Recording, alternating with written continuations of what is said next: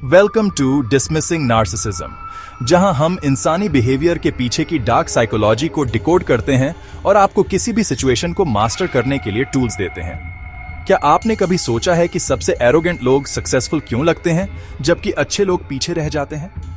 आप narcissistic psychology के बारे में एक डिस्टर्बिंग ट्रुथ जानने वाले हैं, जिसे हार्वर्ड रिसर्चर्स और FBI बिहेवियरल एनालिस्ट्स ने डिकेड्स तक स्टडी किया है। लेकिन सबसे इंपॉर्टेंट बात, मैं आपको दिखाऊंगा कि 5 काउंटर स्ट्रैटेजीज का यूज करके उन्हें उनके ही गेम में कैसे हराना है जो सब कुछ बदल देंगी। चलो शुरू करते हैं। किसी मैनिपुलेटिव इंसान के बारे में सोचो जिसे आप जानते हो। ऐसे अचानक से उनका चेहरा इमेजिन करो, उनकी आवाज सुनो। यह कोई बॉस हो सकता है जो आपके काम का क्रेडिट ले लेता है। यह कोई एक्स पार्टनर हो सकता है जिसने हमेशा आपको यह फील कराया कि प्रॉब्लम आप में है। यह आपकी फैमिली का कोई मेंबर भी हो सकता है जिसका प्यार हमेशा कंडीशनल लगता है, हमेशा किसी हिडन मोटिव के साथ। इस वीडियो को देखते हुए उस इंसान को अपने दिमाग में रखना। हम यहां उनकी शिकायत करने के लिए नहीं हैं। हम यहां उनके गेम को समझने के लिए हैं, उनकी प्लेबुक को खत्म करने के लिए और उस कंट्रोल को वापस लेने के लिए जो उन्होंने आपसे चुराया है। आपको तार देखने होंगे इससे पहले कि आप उन्हें काट सकें। ये लोग, ये इमोशनल वैम्पायर हमेशा जीतते हुए क्यों दिखते हैं? वे करियर में ऊपर क्यों जाते हैं? प्रमोशन क्यों पाते हैं? तारीफें क्यों पाते हैं? और रूम पर डोमिनेट क्यों करते हैं, तब भी जब उनकी स्किल्स एवरेज होती हैं और उनका कैरेक्टर खराब होता है? जवाब कोई ब्लैक मैजिक नहीं है, यह साइकोलॉजी है, pure and simple. Narcissist calculated और रिपीटेबल स्ट्रेटजीज का एक सेट यूज करते हैं। ये साइकोलॉजिकल मैन्यूवर्स बहुत इफेक्टिव होते हैं क्योंकि वे हमारी फंडामेंटल ह्यूमन गुडनेस का फायदा उठाते हैं, कॉन्फिडेंस पर भरोसा करने की हमारी नेचुरल टेंडेंसी का और अप्रूवल और कनेक्शन की हमारी गहरी जरूरत का। वे आपकी अपनी अच्छाई का आपके खिलाफ इस्तेमाल करते हैं और वे यह स्माइल के साथ करते हैं। यह वीडियो आपकी वेकअप कॉल है। सबसे पहले हम बात करते हैं नार्सिसिस्ट के मेन हथियार के बारे में, उनका अटूट कॉन्फिडेंस, जो अक्सर बिना किसी वजह के होता है। उनके पास एक ऐसी एडवांटेज होती है जो जितनी सिंपल है उतनी ही पावरफुल भी है। हम इसे कॉन्फिडेंस कॉम्पिटेंस लूप कहते हैं। आप एक स्किल डेवलप करते हैं, उसकी प्रैक्टिस करते हैं, आप कॉम्पिटेंट बन जाते हैं, तभी आप में असली कॉन्फिडेंस आता है। आप इसे जमीन से बनाते हैं। नार्सिसिस्ट्स इस पूरे सीन को पलट देते हैं। वे पूरी तरह से श्योरिटी का एक जबरदस्त शो करते हैं। वे इतना पावरफुल कॉन्फिडेंस दिखाते हैं कि दूसरे कॉम्पिटेंस मान लेते हैं। यह एक शानदार और बोल्ड स्कीम है। एक जरूरी बिजनेस मीटिंग इमेजिन करो। 2 लोग एक सॉल्यूशन प्रेजेंट करते हैं। पहला सोचा समझा और शांत। पहला डेटा पेश करता है। पहला रिस्क को एक्सेप्ट करता है। पहला बहुत बारीकी से बात करता है। दूसरा लाउड, बोल्ड और डिसाइसिव। दूसरा सिंपल और इंपैक्टफुल लैंग्वेज यूज करता है। दूसरा एक हाथ के इशारे से प्रॉब्लम्स को इग्नोर करता है। दूसरा डिक्लेयर करता है कि उसका रास्ता ही सही है। रूम किसकी तरफ अट्रैक्ट होता है? 10 में से 9 बार जो ज्यादा लाउड होता है। हम कॉन्फिडेंस को कॉम्पिटेंस समझ लेते हैं। यह लूप सेल्फ फुलफिलिंग बन जाता है। लोग कॉम्पिटेंस को देखते हैं और पावर देते हैं। वह पावर नार्सिसिस्ट को और कॉन्फिडेंस दिखाने देती है, जो कॉम्पिटेंस की गलत इमेज को और मजबूत करती है। नार्सिसिस्ट के कवच का दूसरा पार्ट है ग्रैंडियोसिटी का शील्ड।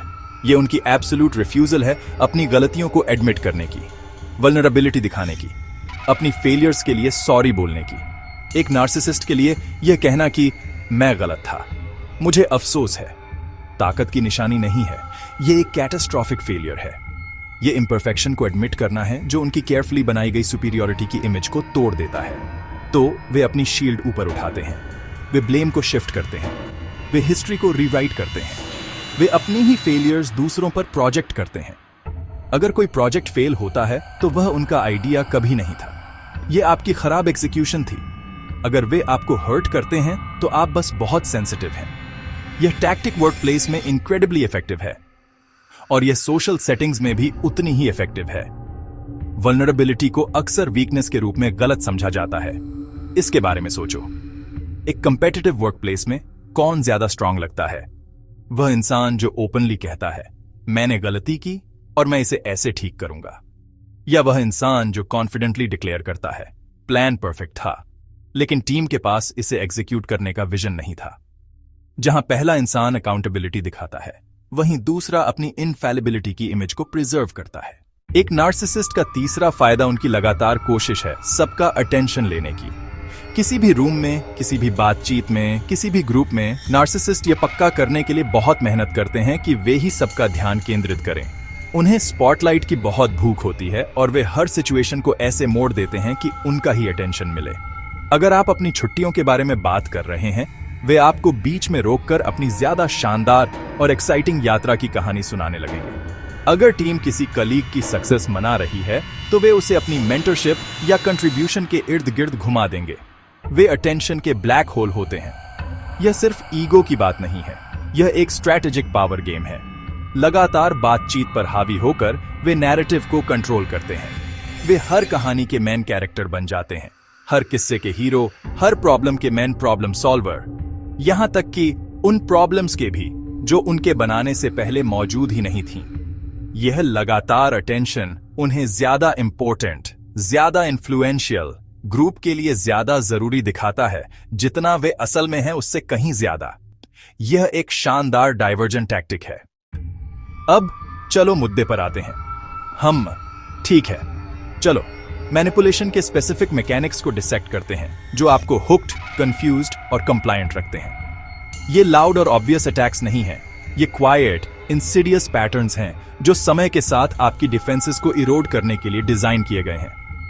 पहला और सबसे पावरफुल है इंटरमिटेंट रीइंफोर्समेंट। ये वही प्रिंसिपल है जो लास वेगस की गैम्बलिंग मशीन्स में होता है। आपको हर बार लेवर खींचने पर रिवॉर्ड नहीं मिलता, ये आपको रैंडमली मिलता है, अनप्रिडिक्टेबली मिलता है। शायद इस बार की वो फीलिंग आपको खेलते रहने पर मजबूर करती है। एक नार्सिसिस्ट रिलेशनशिप्स में इसका उपयोग डेवस्टेटिंग इफेक्ट के लिए करता है। एक दिन वे आपको कॉम्प्लीमेंट्स से भर देते हैं, अफेक्शन से, अटेंशन से। आपको देखा हुआ, वैल्यूड और स्पेशल फील होता है। आप दुनिया के टॉप पर होते हैं। अगले दिन बिना किसी रीजन के आपको कोल्ड शोल्डर मिलता है, साइलेंट ट्रीटमेंट, हार्श क्रिटिसिज्म। वो वार्मथ चली जाती है। आप कंफ्यूज और डेस्परेट होते हैं उसे वापस पाने के लिए। आपने क्या गलत किया? आप इसे कैसे ठीक कर सकते हैं? आप उन्हें खुश करने के लिए हार्डर वर्क करना शुरू कर देते हैं, उनकी अप्रूवल वापस पाने के लिए, उस अफेक्शन जैकपॉट को फिर से पाने के लिए। खैर, हमने बहुत बात की है कि वे कैसे जीतते हैं। अब बात करते हैं कि आप उन्हें कैसे हराते हैं। आप उनका गेम रोक सकते हैं, लेकिन आपको स्मार्ट होना होगा, आपको स्ट्रेटेजिक होना होगा। पहली और सबसे फंडामेंटल काउंटर स्ट्रैटेजी को ग्रे रॉक मेथड कहते हैं। यह कॉन्सेप्ट में सिंपल है, लेकिन इसे एग्जीक्यूट करने के लिए बहुत डिसिप्लिन चाहिए। इसका गोल एक ग्रे रॉक की तरह बोरिंग और अनइंटरेस्टेड बनना है। नार्सिसिस्ट्स इमोशनल आग लगाने वाले होते हैं। वे ड्रामा, कॉन्फ्लिक्ट और इंटेंस रिएक्शंस पर थ्राइव करते हैं। आपका गुस्सा, आपके आंसू, आपकी फ्रस्ट्रेशन, यह उनका फ्यूल है। ग्रे रॉक मेथड उन्हें इस फ्यूल से वंचित करने के बारे में है। वह आपको प्रोवोक करने की कोशिश करता है, वह बहस करने की कोशिश करता है, वह आपको अपने लेटेस्ट ड्रामा में घसीटने की कोशिश करता है और आप उसे कुछ नहीं देते। Short, factual, emotion free. Okay, noted. I see. खुद को एक्सप्लेन मत करो, अपनी पोजीशन डिफेंड मत करो, उस आर्ग्यूमेंट में मत पड़ो जिसे वह डेस्परेट होकर शुरू करने कोशिश कर रहा है। आपका चेहरा न्यूट्रल होना चाहिए, आपकी वॉइस का टोन मोनोटोन होना चाहिए। आप एक बोरिंग, अनइंटरेस्टेड सरफेस बन जाते हैं जिस पर वे पकड़ नहीं बना सकते। आप बस एक ग्रे रॉक हैं, एक बीच पर जो दूसरे ग्रे रॉक्स से भरा है। स्ट्रैटेजीज की दूसरी सीरीज है फैक्ट्स और रूल्स का एक मजबूत किला बनाना जिसे एक नार्सिसिस्ट पार नहीं कर सकता। सबसे पहले सब कुछ डॉक्यूमेंट करें, बिल्कुल सब कुछ। नार्सिसिस्ट अपनी जरूरतों के हिसाब से हिस्ट्री को फिर से लिखने में माहिर होते हैं।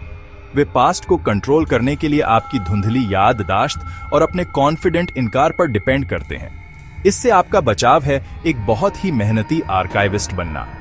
एक बहस वाली बातचीत के बाद एक फॉलो अप ईमेल भेजें जिसमें डिस्कस की गई बातों का सारांश हो। सिर्फ हमारी बातचीत को कंफर्म करने के लिए हम इस बात पर सहमत हुए कि मैं एक्स को हैंडल करूंगा, आप फ्राइडे तक वाई को हैंडल करेंगे। अगर आपकी समझ अलग है तो कृपया मुझे बताएं। यह एक लिखित रिकॉर्ड बनाता है। हर टेक्स्ट मैसेज सेव करें, हर ईमेल को आर्काइव करें। मीटिंग्स के दौरान या तुरंत बाद नोट्स लें जिसमें डेट्स और टाइम भी हों। अगर वे कोई वर्बल प्रॉमिस या धमकी देते हैं तो उसे एक पर्सनल जर्नल में रिकॉर्ड करें। यह बदला लेने के लिए प्लान बनाने के बारे में नहीं है, यह आपकी मेंटल हेल्थ की सेफ्टी के बारे में है। जब नार्सिसिस्ट आपको मैंने कभी ऐसा नहीं कहा कहकर मैनिपुलेट करने की कोशिश करेगा तो आपको अपनी कमजोर याददाश्त पर डिपेंड नहीं करना पड़ेगा। आप शांति से अपने रिकॉर्ड्स का जिक्र कर पाएंगे। असल में हमारी 15 सितंबर की मीटिंग के मेरे नोट्स के हिसाब से ठीक यही बात तय हुई थी।